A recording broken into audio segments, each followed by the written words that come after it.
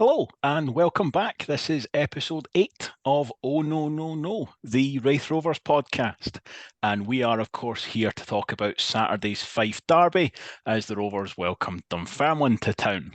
I am once again your host. I'm Duncan Cameron, and joining me on the panel tonight, we have back in his pulpit and bestowing wisdom on his parishioners, it's John Greer.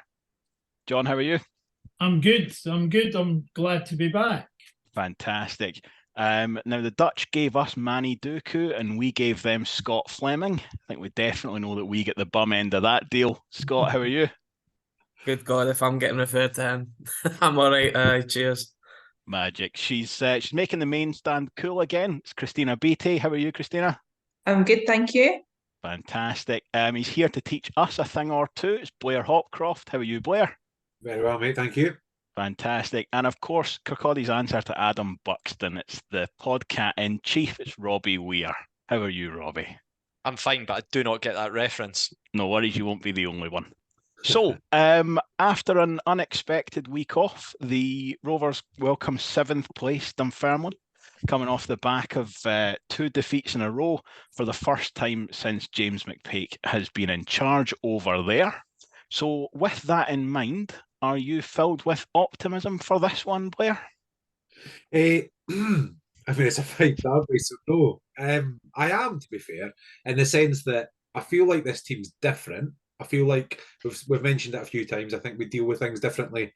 We don't have the same panic that sets in about us, but I still have the same panic that sets in about me. So yeah, nervous but excited.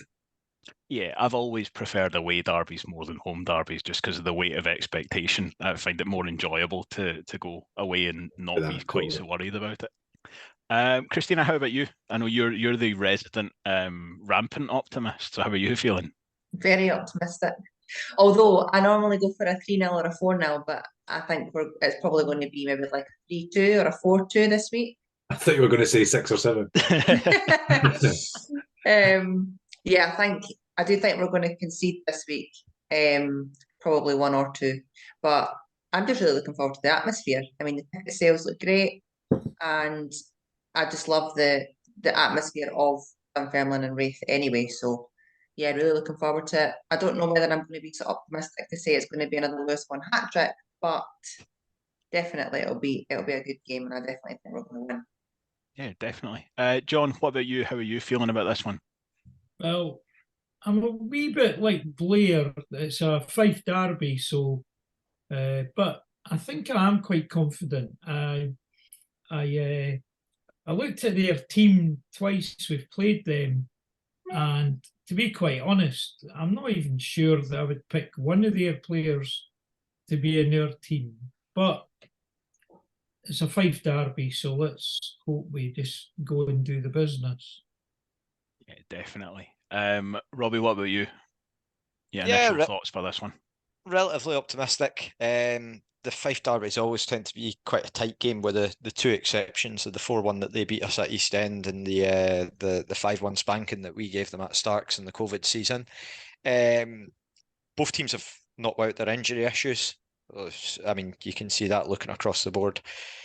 But yeah, just generally, I feel like we've got the better squad, and I hope that we absolutely pump them. And derbies are destined for sound bites and people to look back and be like, he's made a cunt of it. But, you know, it's just very, very hopeful, is what I would say.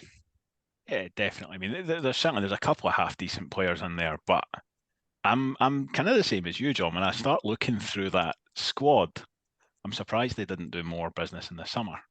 But in terms of initial thoughts, Scott, round us off. What were you been thinking in the run-up to this one?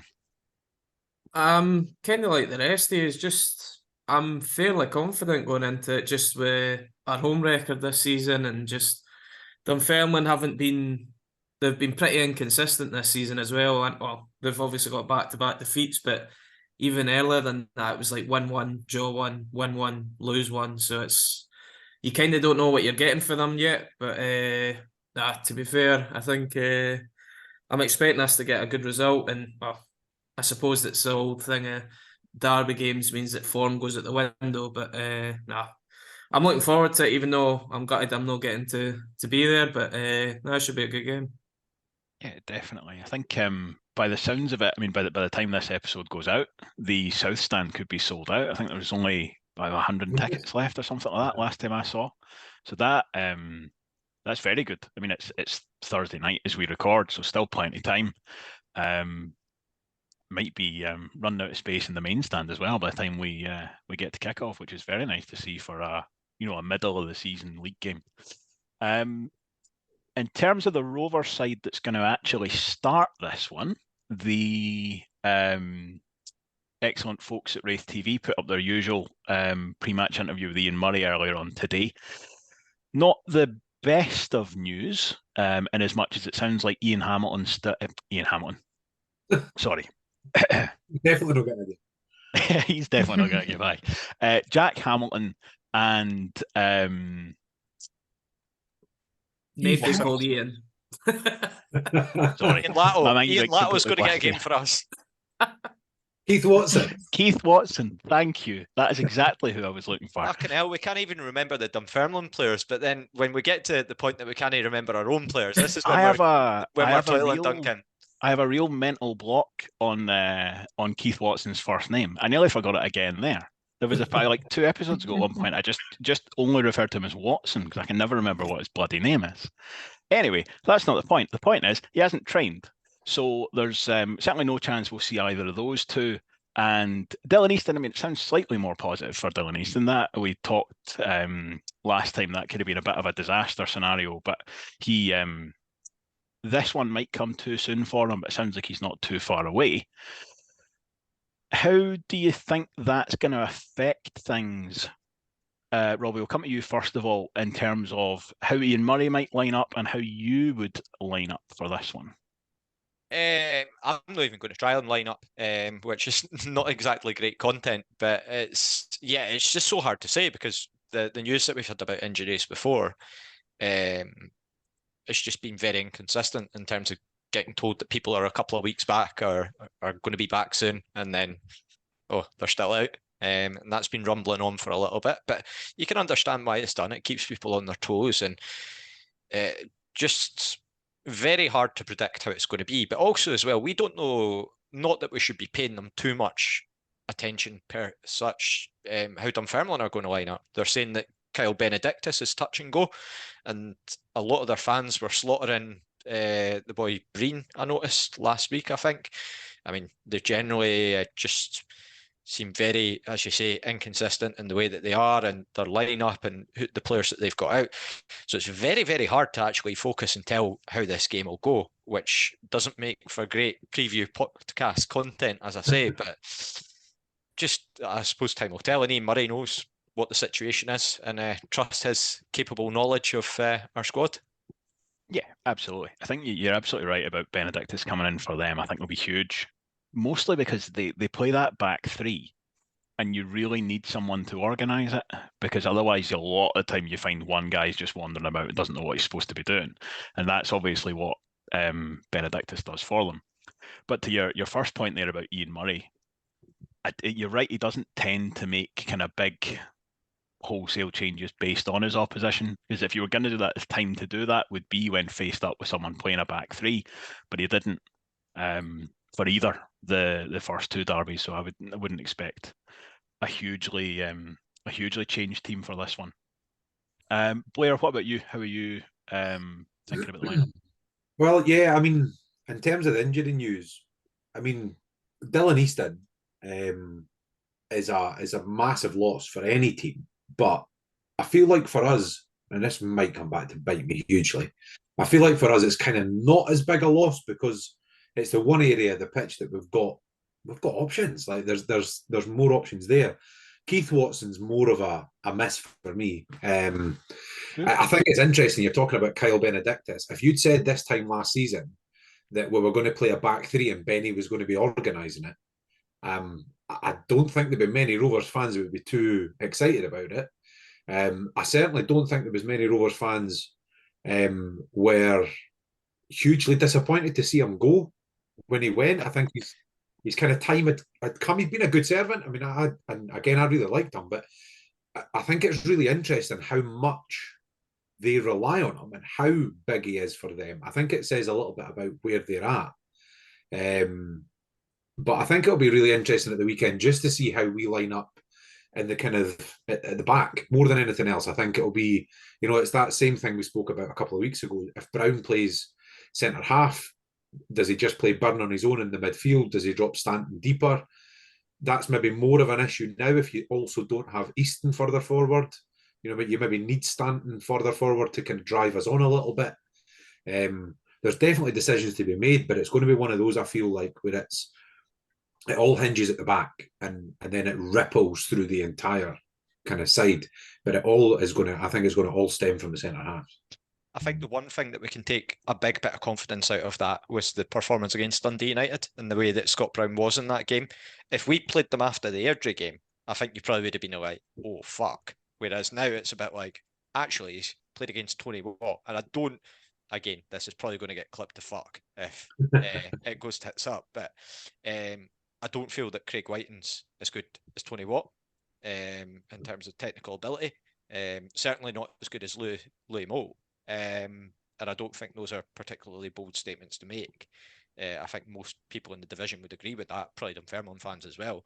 But at the same time, yeah, I feel that had we gone into that game having not had the Dundee United one behind us, then it would have been a very different situation. But because of that, I think we should take a lot of confidence from it. Thought it was interesting. I think it was in his 500 days interview. Ian Murray mentioned that his decision to play Scott Brown at centre half rather than Adam Masson when he needed to drop someone in was predominantly an attacking decision. That was really, he thought that by doing that, the Rovers were better able to actually take the game to the opposition. So for that reason alone, I would expect that to continue. And I don't think it's any slight on Adam Masson at all, but the logic checks out that Scott Brown's better able to step out. He's a better passer of the ball. He can get the ball forward quicker than you would probably get from Adam Masson. And yeah, so I think we'll still see that kind of on the front foot from the Rovers. So that for me is the way that I see it. I think it will still be Scott Brown in the back four, and then Sean Byrne will nominally be the only sort of holding midfielder. But as you say, Blair, it's a question of how much additional work does Sam Stanton then end up doing. Yeah. Scott, how do you feel about that kind of midfield piece and Stanton? I'm going to let Christina come in about Sam Stanton in a second, but Sam Stanton having to almost give up a little bit to do the extra work coming backwards.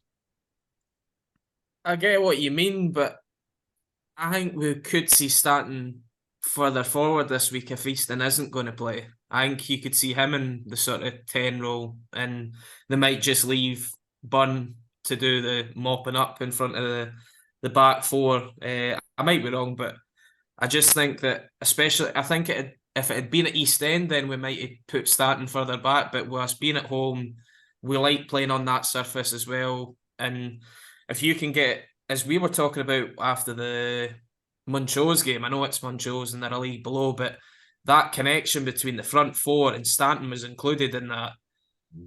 I don't see why you don't go with that front four again. Obviously, the debate is probably Mullen or Connolly, but no, I think Stanton will be pushed forward if Easton's not playing.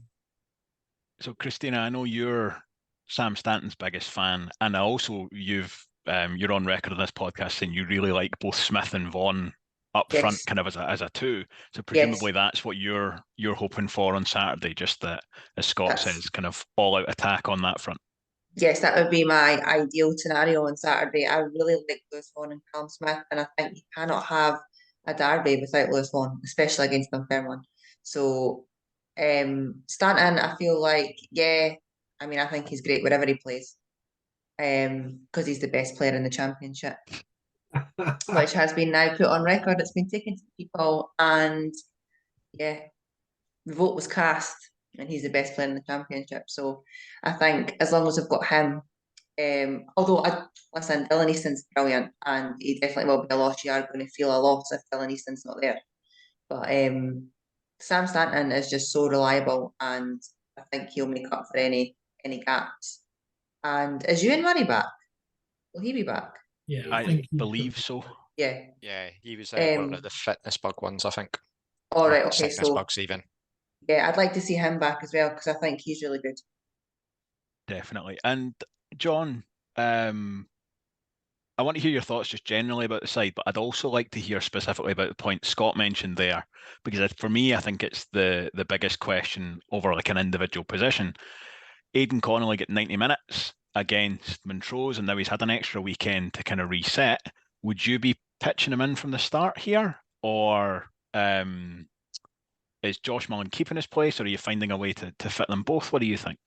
I think if Dylan Easton's missing, I would be playing Aidan Connolly. I think he's quite hungry. He'll be desperate to show what he could do. Obviously, he's playing. It'd be coming up against one of his former teams as well, which is never a bad thing in a derby.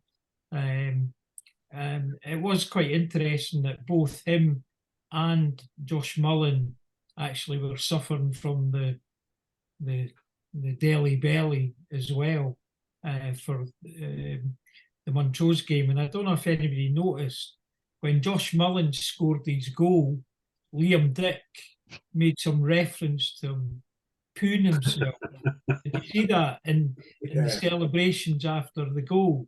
So, and I do know, having spoken to Aidan Connolly after the game, he was suffering. So I think that was probably a 85% Aidan Connolly that played that day. And I think you guys touched on it on an earlier podcast. I think Blair, you mentioned the fact that we'd kind of forgotten that Aidan Connolly has been our main man for goals and setting things up for the last 2 seasons.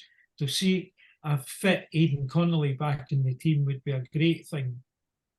So maybe this is the opportunity to start him. Yeah, I think so.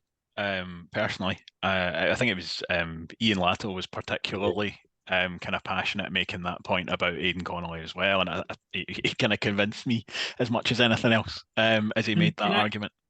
Duncan, can I just say, if he comes into the team, sets up 2 goals, scores 2 goals, I think next week I'll undoubtedly say that he'd be the best player in the championship. I think I would delete that quote, and I think we would get a resounding response. Without question, he would be. Fair play, yeah. Christina's still silent though. She's no budging. No.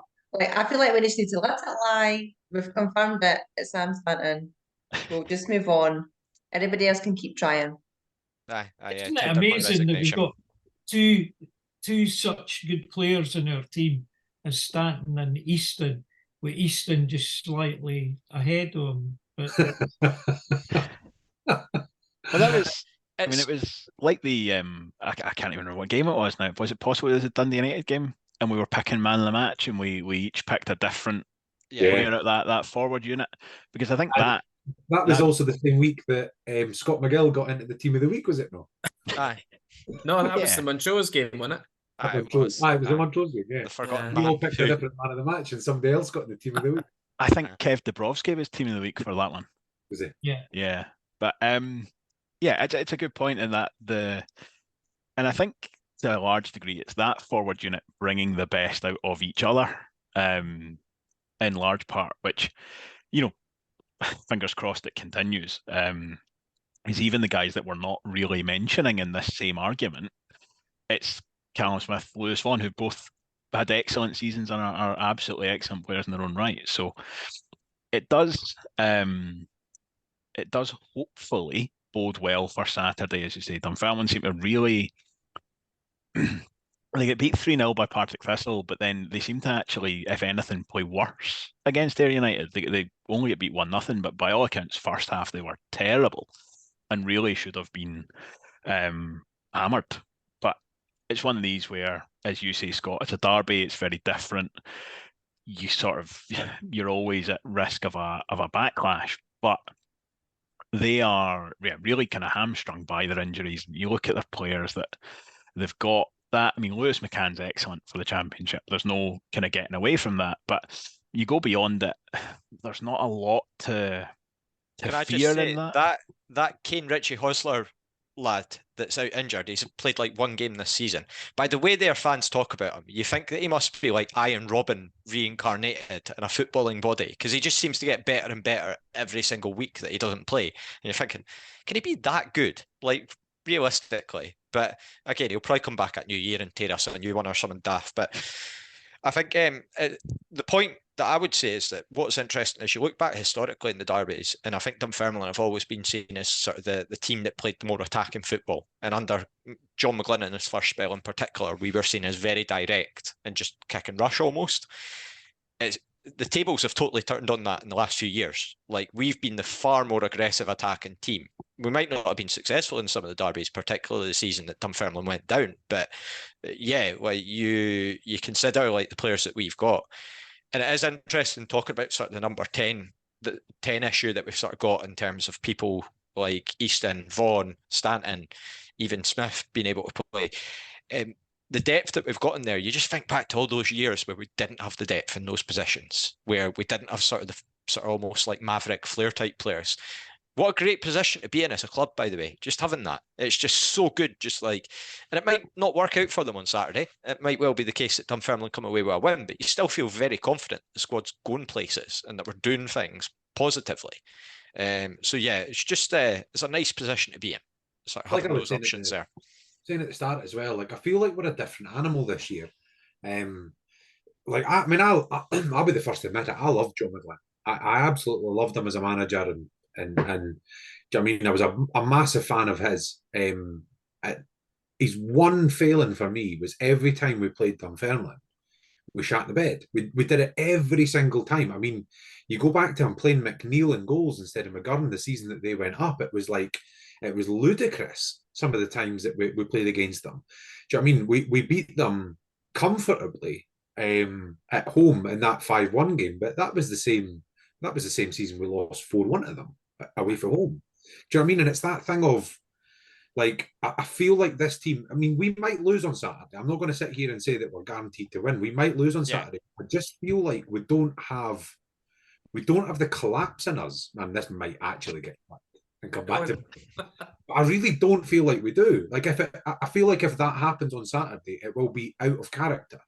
Do you know what I mean? 100%. Whereas under McGlynn, you always felt like it was possible. Like it was almost not even possible. It was likely. Like it just always felt like we always felt that we team thing. And we kind of internalized it and behaved like it almost as well. Apart from that one 5-1 game where we absolutely schooled them completely. I don't ever remember us, even games where we've beaten them and played well, I don't ever remember us being comfortable. There was the New Year game where Taddy ripped them to shreds and Baird scored as well.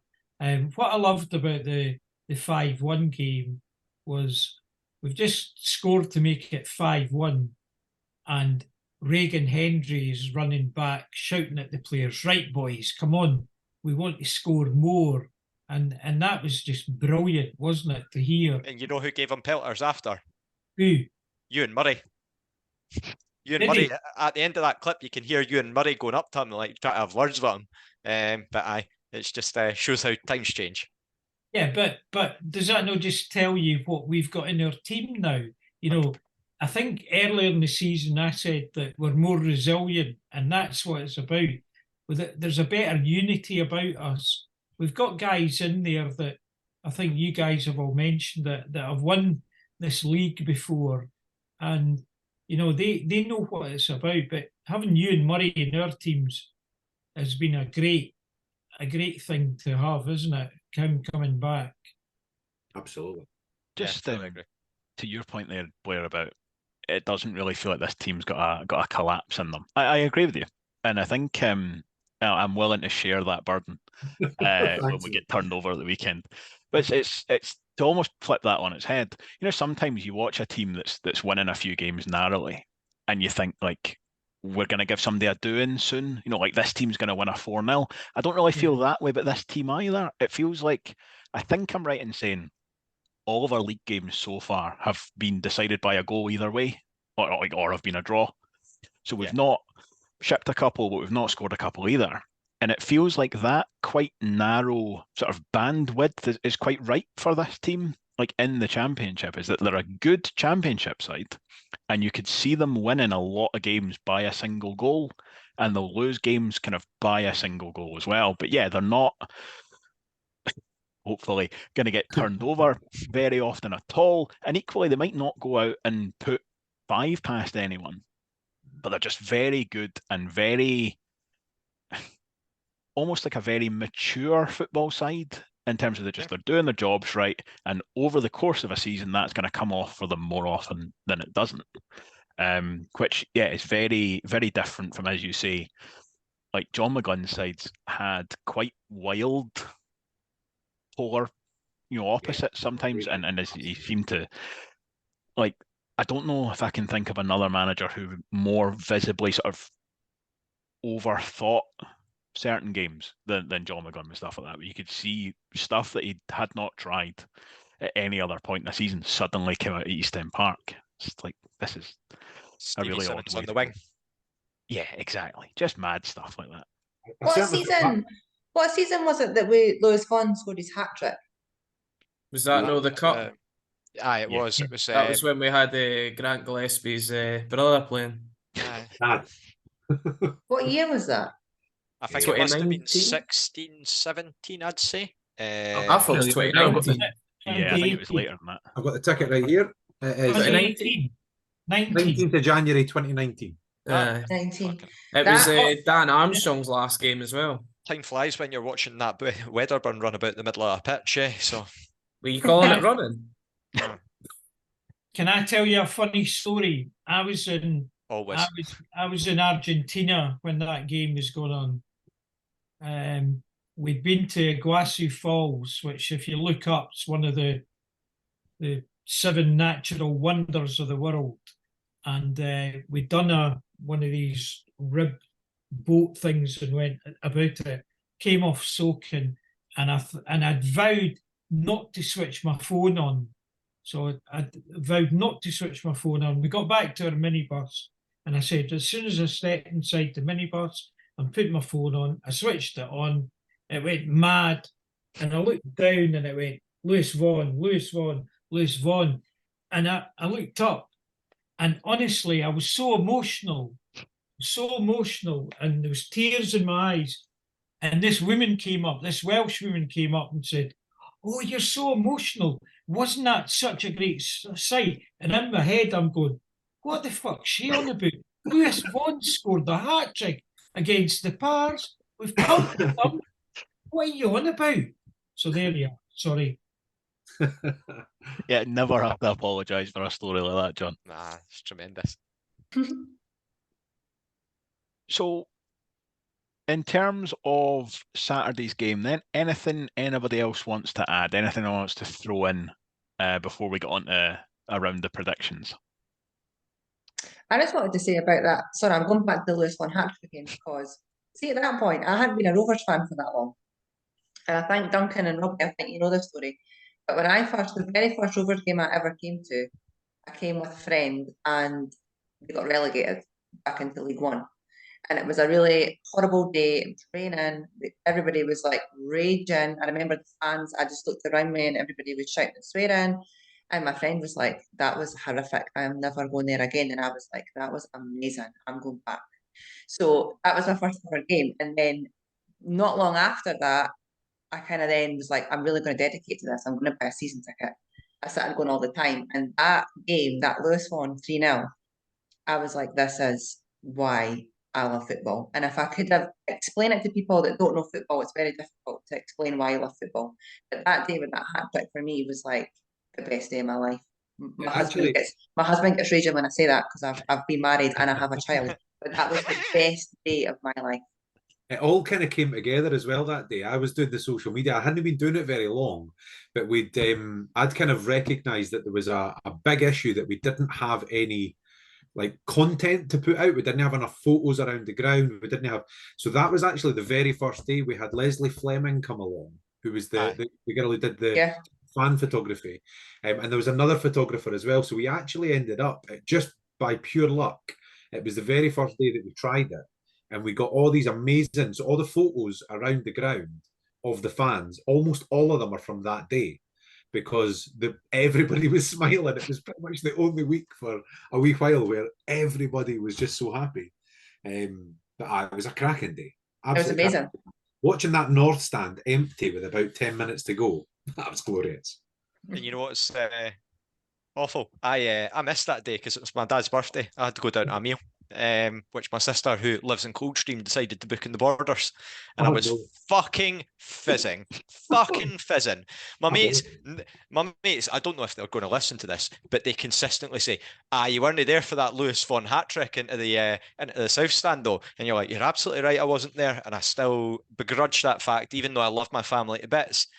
Lewis Vaughan's hat trick sounded pretty fucking special, to be honest. I mean, you were robbed. Aye, I was. I do, feel that way. But still, family, got to be done. I was going to say just one final thing on Saturday then. My only other weird kind of prediction lineup-wise is I do wonder if he'll go with McGill at left-back again. There's a little bit that wonders if he'll do that and shuffle across to keep the two in the midfield. It's the only niggling thought in my head. It worked really well in the away game. I wonder if he'll try it again. Do you know something? We're coming up with all these permutations. Imagine James McPeak sitting there going, "How are they going to play? How are they going to play?" I don't believe Benny. I think that's smoke and mirrors that Benny will be fit for Saturday.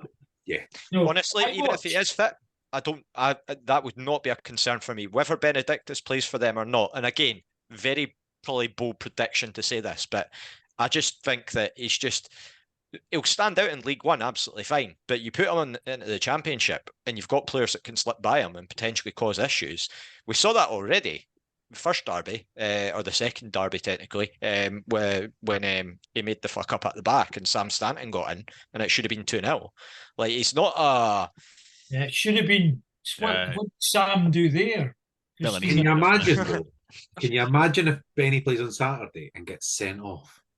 I said that earlier this season that I fancy Benny for a sending off in one of the derbies. Like, it used to be horrendous for them at Falkirk. Like, it was literally every away game at Falkirk he would get sent off. There was like literally 3 or 4 that happened.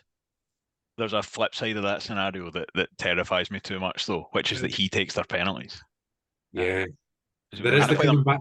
I actually thought about that when we did the big question, the coming back to haunt us. I thought, actually, is this a premonition that we're getting Benny coming back to start? I thought before the season started and we drew them in the League Cup, I was thinking, we've got to play them 5 times. Are we getting through 5 games without giving away a penalty? But I mean, we're not giving away a penalty yet. And we've not seen a goal in the final 15 minutes of a game as well. Which is... But... I think that's a really interesting question, Blair, in terms of will he put McGill back in? So my feeling is that he won't, purely because he hasn't done it since. It would be a very kind of McGlynn-esque move to then go back to that. And I think if it would be more likely if we were in poor form and they weren't, or even if it was an away game. But I think with the way the cards have fallen before this one, I suspect he'll keep it the same based on his own justification that Scott Brown, the defence, is actually more of an attacking move. And yeah, John, to your point, I think you're absolutely right. And I don't think James McPeak, to be fair, is the kind of manager who goes out and looks at his opposition and kind of picks his own team to suit. I think he's quite wedded to his own system. But in terms of how he's going to actually... Say that again? I'm saying, do you mean void of ideas? He's void of... I think he's got loads of ideas. I just think most of them are troublesome and potentially offensive. As long as you're not a student trying to enjoy a night out, I'm sure he's perfectly pleasant. Anyway, let's move on from that, because I don't want to get abusive texts from him after his team gets beat either. Predictions. Please, Christina, I think we had yours already, but let's pin you down just to one. So what do you think? Full-time score on Saturday? I'm going to go 4-2 Rovers. Excellent. Robbie, how are you feeling about it? You know my prediction already. It was 2-0 for the Rovers. Excellent. Scott, how about you? I just can't see it being high scoring. I know we've had 5-1s and 4-1s in recent seasons, but if you're going by the usual, it's usually a 2-1 or a 1-0 or something. But I'm confident that we'll get a win, so I'll say we'll get it 2-1. Blair, how about you? 1-0 Rovers. John? I'm with Scott. I think it'll be 3-1 to the Rovers. All right, I'll tell you, I'm going to go for a 1-0 Rovers as well. Just based on that kind of the way these games have been going. They've been tight so far. But fingers crossed for a 6-0, because that would be good fun. So I tell you what, let's just have a quick chat then. I mentioned it already. Earlier in the week, Davie Hancock sat down with Ian Murray, put out a very comprehensive run through of kind of his first 500 days in the job. It was a very interesting interview, actually. Just kind of the first half was a bit about kind of the time that he's had, and then the second half was just a bit more about kind of Ian Murray as a person. But we're not going to sit here and just replay something that you can watch elsewhere. I want to just talk more generally about Ian Murray's time in charge. I suppose naturally it'll contrast with John McGlynn, like we've mentioned already, but just generally, Robbie, we'll start with you. How do you feel about kind of Ian Murray, how he's got on so far, and potentially where he might go from here? Yeah, so last season I think he did the best with what he had available to him, and that was not having a lot available to him, whether it was through injuries or just the lack of finance to be able to go out and buy players this season. It's been touched on by himself. It's been touched on again by other fans like Blair tonight, saying we're a bit of a different animal this season. We've got a bit more to us about in our squad. So yeah, I just think that he just comes across as a really down-to-earth guy, just very, very pleasant to listen to. Seems to be doing a really good job, and happy with how things have been. He's given us some memorable results so far. He doesn't shy away from any sort of questions or any sort of opportunities, and that comes both with being with Rovers and going away from Rovers as well. He's always made like no qualms about the fact that if opportunities come up that he might go, and I think you've got to respect that if he did get an opportunity to potentially move on, then he might go for it. But yeah, he doesn't shy away from that, which is good. So yeah, I feel it's been an improvement, and I think at the time it came that we needed that change from after John McGlynn and everything that happened under the old regime in that final season. A change was needed, and he's been perfect. And his ethos just seems to be about just improving the squad, improving the sort of the club itself, and in turn seeing Kirkcaldy improve, which I think everyone can get behind that message. I feel like there's a lot of self-deprecation, and I've been bad for it in terms of like the local area before. But if the club can act as sort of a sort of beacon to help out people and to offer an area that people can go to, then I'm all for it. So yeah. Excellent. And Christina, how do you feel about the gaffer and the job he's done so far? I couldn't say it any better than Robbie just said it. I think he's fantastic. I've only had 2 Rovers managers that I know before Ian Murray, who were Barry Smith and John McGlynn. So for me, it's just all about Ian Murray's manner, I would say. I like his calm presence. I like the way he talks. I've spoken to him a couple of times out with the football, and I feel like he just is a very normal guy, very down to earth.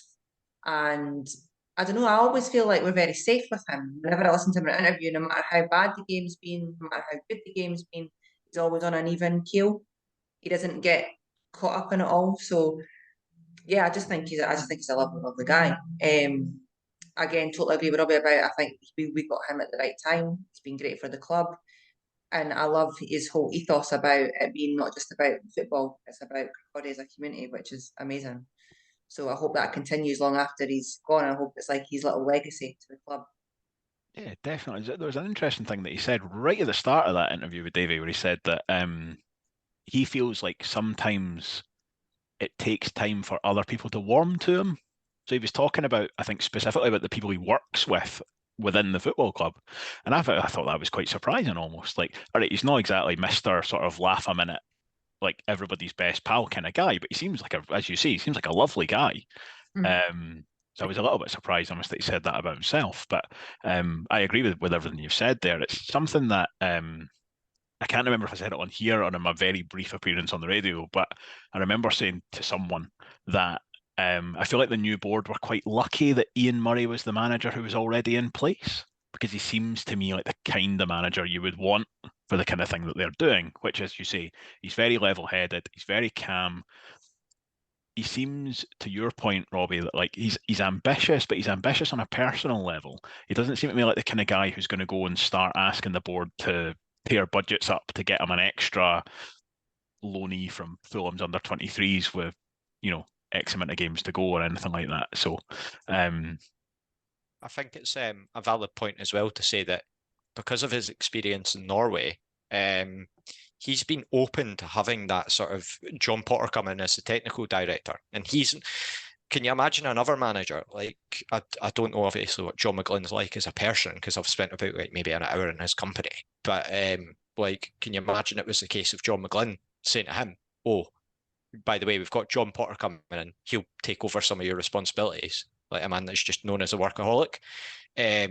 Whereas Murray, because of his time in Norway, he says, "Yeah, go for it, brilliant, fantastic, worked before, I'm open to it." So he's quite forward thinking in that sense, which is good. I feel like the role of sort of like technical director of football has always been seen very negatively in terms of the British football, whereas he just seems to have had that exposure to it elsewhere, and he's almost painted it in a very positive light. It's like he sold it. It's like he's actually been the one that sold it, even though he was the person that sort of must have been approached to sort of say, "What are your thoughts about it if we do this route?" He's been, "Yeah, absolutely, go for it." So it's also probably quite interesting that we've just talked about the manager of the football club half of us have talked about the manager of the football club for 5 or 10 minutes there. We've not really actually mentioned football yet, which is probably quite a unique thing. But the fact we're talking about him in very positive terms, but just generally about how he's representing the football club, rather than just complaining about the fact that he brings everybody back for corners, or whatever else you might want to complain about. So Blair, give us your thoughts on Ian Murray, including if you don't like that he brings everybody back for corners. I really don't, actually. Yeah, I'd agree with everything you've said. I think he was exactly the manager that the board needed. I think he fits that mold. He kind of sells it. Managers always talk about community and they talk about the local town and all the rest of it. I don't know if he's just better at it or if he genuinely means it, but it comes across that way. Do you know what I mean? It sounds certainly more genuine. Footballing wise, I think he's a very different, again, kind of manager from what McGlynn was. He's certainly a little bit less patient, I would say, in terms of, he's quite happy to play football, but he wants to play it in the final third rather than across the back four. So I wouldn't say it's upsetting, but there's a few teams of this year have described us as being direct, which I always think is the way we describe our growth. So it upsets me when folks say it about us. And I really don't think we are direct, but I do think that we try to play forward rather than just, needlessly holding on to possession. In the interest of balance, there's two things that I wish he wouldn't do. And you've nailed one. So didn't bring Dylan Easton back at corners or Lewis Vaughan, because I'm not being funny. What do they offer? Because it isn't height. Just leave them up. Like, you stretch it. I've never understand why we put 11 men in the box at a corner. It frustrates the life out of me. And the second thing, and it's actually my only real criticism of, is the substitutions at times. Because sometimes it's like, it ends up reminding me of a school game where you've got all the boys on the pitch, but nobody actually knows where they're playing anymore. Do you know what I mean? It's like we've stuck on 6 forwards, and then he turns around and he realises he's only got Liam Dick at the back now. And do you know what I mean? It's kind of, it loses all shape and it loses all kind of cohesion. Spoilers for anyone that's not seen the third Lord of the Rings film, Return of the King, but it's like watching them all at the end charging into the big orc army, just players running forward, just like there's about nobody defending at all.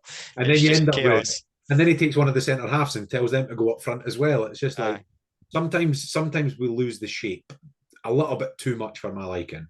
But no, in terms of his interviews, and again, we've spoken about John McGlynn before, but John's interviews were awful. Like they just were. He'd you wind them up and he was still flapping away 20 minutes later, kind of thing.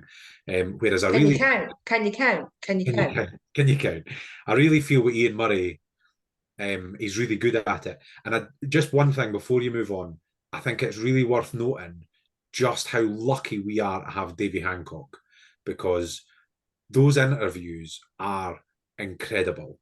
And I don't think people realise, and I'll say the same for you, Duncan, you make this presenting thing seem easy, but the having presented one myself, it's definitely not, I can promise you. But the interviewing thing is not easy, and he does such a good job of it. Yeah, it's that was something that was touched on at sort of the Volunteers Day during the summer. Like, I think every table they were asked, like, what does the club do well? And like number one at like every table was either Raith TV, the Community Foundation, was those sort of like two things that got flagged up. Personal experience of Davie is just like, he's just absolute class act. He's continually just since we started this, just pings off DMs, just where we bits and bobs, just sort of saying, yeah, this is going really well. And he's obviously got experience from back in the day with the treatment table, which was a podcast before a podcast, effectively. Podcasts weren't a thing when that was on the go, but they were doing that. So yeah, I've got nothing but good things to say about Davie and the Raith TV crew. They're all just absolutely fantastic people, and they've been so welcoming and just a spirit of cooperation rather than competition. He knows what he's doing, and we can all work together and build a better club. So why not? I think you'd have to go a fair distance to find somebody who didn't only have good things to say about those guys. Yeah. Scott, why don't you give us your thoughts on Ian Murray and the 500 days he's had so far? I mean, there's not much more else that we can say. We've pretty much covered it. I mean, he's just as the guys have said. He's so easy to listen to. Like he just such a likable guy, and then he says it so many times in his interview as well that he wants to be improving guys as human beings, not only just as footballers. And just the way that he goes about his business, you can tell that. Yeah, the players are just going, well, it's easy enough for him, so why can we not follow suit, sort of thing. And I mean, I don't think we've got any, well, it's pretty certain that we don't have any like bad eggs in the dressing room this year, whereas last year, I don't know if we did, but the cohesion wasn't there last year. I suppose it's probably because we were chopping and changing constantly, but no, I think he took a little bit of time to get used to just how he wanted to play last year. Compared to this year, he's been pretty settled right from the get-go what he wants to do. And it obviously, with the new board coming in, they basically probably went, well, we can give you what you want, just tell us what you want, and John Potter will go and help you, basically. Because that was every interview was, oh yeah, the player goes, oh, I spoke to John Potter, and John Potter wouldn't leave me alone, basically, for 2 weeks. So that's basically what it was. So it probably was also good for Ian Murray that he got more of a break in the summer of, well, John Potter's going to do this. But no, overall, I'm happy with him. I even said it when we hired him, when we were doing the K107 show, that I'm pretty sure Graham brought it back up at the end of the season, that I said it would be manager of the season last year. Just because I thought, when I heard of how attacking he'd been at AirJ, seen him a few times, I thought it probably suits the sort of players we had. It probably came a season too early in terms of the players that we had. This season, we're seeing what he can do. And yeah, let's just hope he's here for another 500 and that it continues as it's been going. Yeah, absolutely. See, in terms of the impact that has on the pitch, in terms of what Ian Murray's doing in the background as in getting a cohesive team. I mean, I've never played a game of football in my life, so I can only look at it from what it looks like to me on the pitch. But it's beautiful football to me. Compared to what I saw previously, the last few seasons, like this kind of football, I would really like to watch it, which is important, I think. Yeah, definitely. It takes a bit of time to get that kind of stamp that kind of impression on a team, but he's had a season now to do that, and I think we're reaping the benefits. And John, you've been very patient. I've deliberately left you till last. Why don't you give us your thoughts on Ian Murray, the man and the manager? Well, I think it's best summed up in one word, and that's progression. From the moment he came in to now, we've progressed so much. Blair, I'm with you. Initially, I didn't know what to make. We'd go a goal down, and all of a sudden he was taking off. Some of his substitutions were a bit baffling, but he seemed to have tempered that thing now.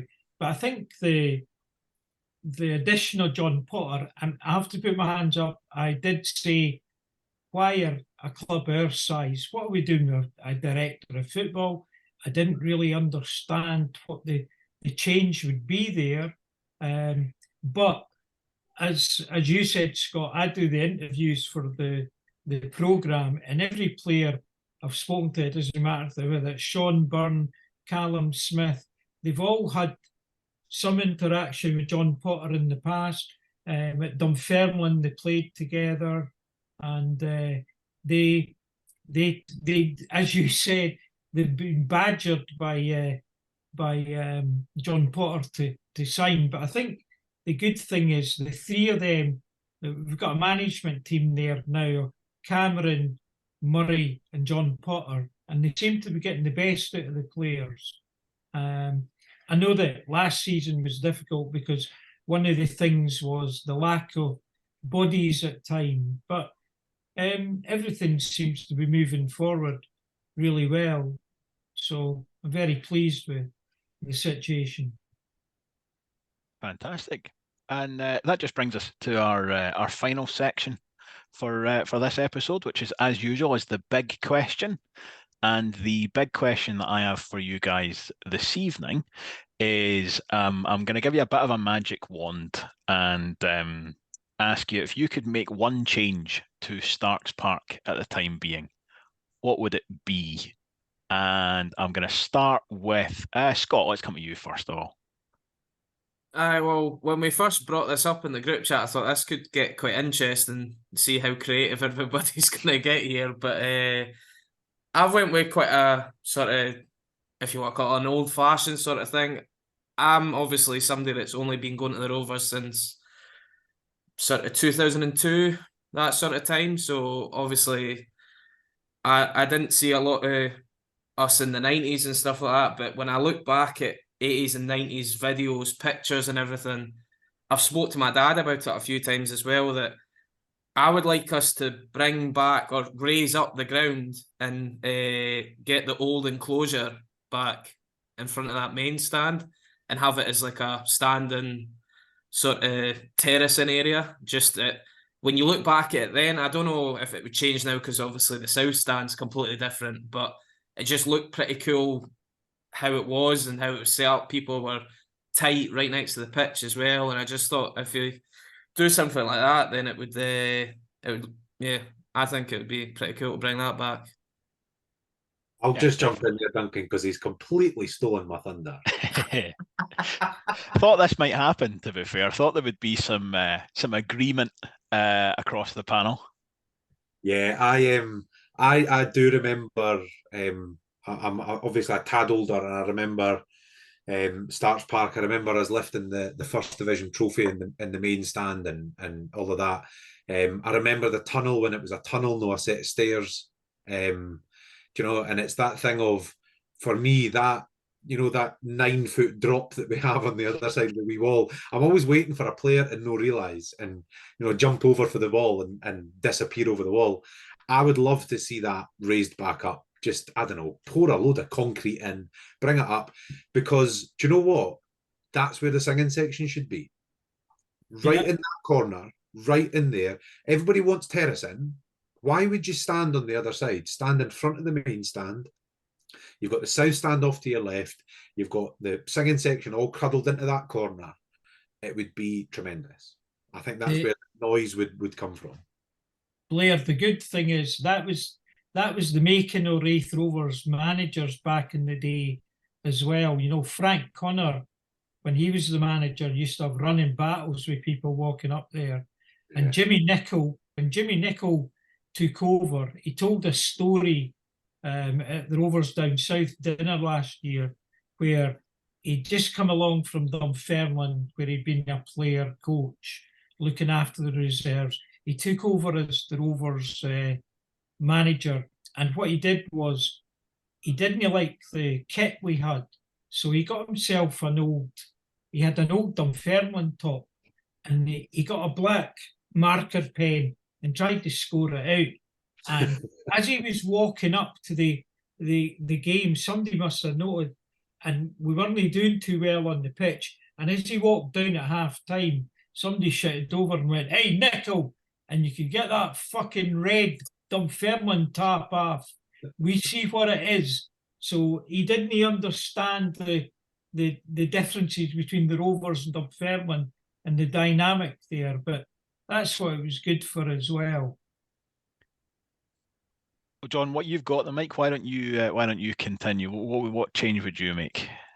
Well, I think the other thing that was mentioned was the railway stand. Last week at Reminiscent Raith, we had Andy Harrow there. He got sold to Luton for £80,000. So that was the money that went into building that stand. And I don't know if there's a way they could tie up with something, get the railway, get LNER or something to sponsor that stand. That would be a good tie-up. And if we could get some way of getting that back into operation, it would be good. It would be another way of giving. But I never even thought of the enclosure, boys. So kudos to you two for coming up with that. Christina, how about you? What are your ideas from your lofty perch in the main stand? Mine is about the main stand actually, but it's very basic. All I want is a back to my chair. I would love that. That is all I want. And if money's no option, I mean, let's fire some heated seats in there as well. But I just would love for that section. There are some in the main stand, the other side have backs on their chairs, but not where I sit. And I've always just sat there because that's where everybody I know sits. So I've always just been there behind the tunnel, and I would just love when it's a really cold day and you're absolutely freezing and you go back to your chair. It's Christina, as the only female panelist, is there not a lack of female toilets as well? That was actually something that I mentioned when I was on the fan panel about the toilets. There's 2 in the main stand, but very, very run down. Like I said, it's not really a good look for the club at one point. The taps never worked properly, the plumbing was awful. That's all been fixed now. I feel like it could definitely do with a bit of a revamp as a whole, the female toilets. I think seeing as we've got our magic wand, we could get you a couple of armrests as well to go with your if a wee cinema seat or something. Yeah, if Blair and Scott are filling in about, you know what? Considering you own the podcast now, you just have a wee throne in the main stand. That'll be it, Christina. Just give him a own seat. Christina, did you see Alec Penman when he brought his own seat and sat in the main stand last season? He brought a little fold-up picnic type seat, and he sat right in the corner. He did that last season. I thought that was class.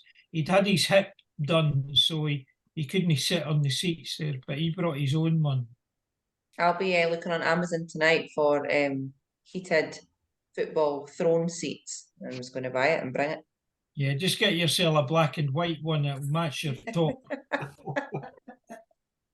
And Robbie, what about you? I mean, everyone else has covered all the good ideas. I'd just say if I don't know if there was any like egregious fans that were just getting on the players' backs and being a pain in the arse, I would say just bring back the bugler just on those specific occasions, and that would be it. A blast from the past. That seems quite achievable. Yeah, sure infuriating and very annoying, but you could definitely manage that. It's actively off-putting as lift the people's spirits for the players as much as every anything. time you hear a bugle, it just takes you back to Stars Park. Love Yeah, that. anytime I hear a bugle or Simple Minds alive and kicking, I find the two of them. I'm going to throw my weight fully behind the getting the singing section in that sort of pocket in front of the main stand. I think that's an excellent idea. And didn't really thought about that. But that, as you say, is a perfect home. And you've got the exact opposite problem the singing section had, where actually all the acoustics and everything would be right there. You're properly kind of penned in. So can you imagine that behind the dugout though? How fucking chaotic would that be? That'd be great. Just like if you could get them behind the dugouts as well, that'd be. Well, I tell you what we'll do. We'll get Christina a chair ordered, and then we'll get like a dozen more for the guys right behind the dugout, and we can recreate that issue from East Fife next time we get beat. Well, I was going to say that when John talks about selling Andy Harrow to Luton and buying the railway stand, and we sold Stevie McInespy to Bolton Wanderers, and we built the north and the south stand. Like, I don't think concrete's that expensive. Do you know what I mean? I'm not sure who we'd have to ship, but like, I didn't feel like we're going to have to get rid of Dylan Easton or anything to finance this. Like, do you know what I mean? We could probably, I don't know, stick John on the transfer list or something, and that'll be enough to get us a bit of concrete for that front bit. And I tell you what, on if this that was note, Football Manager, John would be indispensable. I was going to try and cut us off before John responded there, but I think actually he's managed to self-censor for once. So anyway, that is us for this evening. So thank you very much to everyone who has listened. Thank you to the panel for joining me as well. We will hopefully all have a very enjoyable afternoon on Saturday. And as always, if you are at the game on Saturday, you find that the people next to you haven't heard the podcast, haven't been listening, let us know where we are, and we will see you all on, hopefully, Sunday afternoon, where we will be reviewing, with any luck, another 3 points for the Rovers. Thanks very much. Bye-bye.